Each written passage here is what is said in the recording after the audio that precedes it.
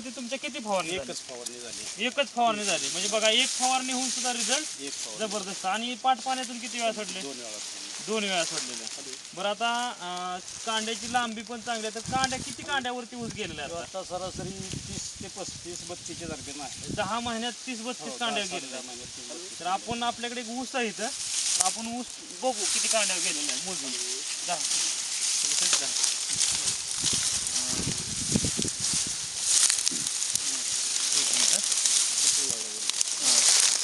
आपण कांड्या मोजत आहोत. 1 2 3 4 5 6 7 8 9 10 11 12 13 14 15 16 17 18 19 20 21 22 23 24 25 26 27 28 29 30 31. म्हणजे जवळजवळ 31 ते 32 कांड्यावरती ऊस आहे 10 महिन्याचा फक्त.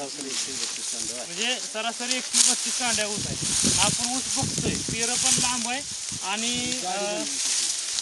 जाडी पण चांगली आहे. म्हणजे पूर्वीपेक्षा जबरदस्त रिझल्ट आहे. बरं, हे वापरून तुम्ही समाधानी आहे का? एक नंबर समाधानी आहे. आता बाजूचे शेतकरी काय तुमच्या ऊसाकडे बघितल्यानंतर काय म्हणतात? मला दृष्ट लागण्यासारखाच ऊस आहे म्हणतात जबरदस्त रिझल्ट. बरं, तुमचं काय म्हणणं आहे की असं शेतकऱ्यांनी वापरावं का बाकीच्या? वापरलं तर अतिशय फायद्याचं आहे. हां हां हां.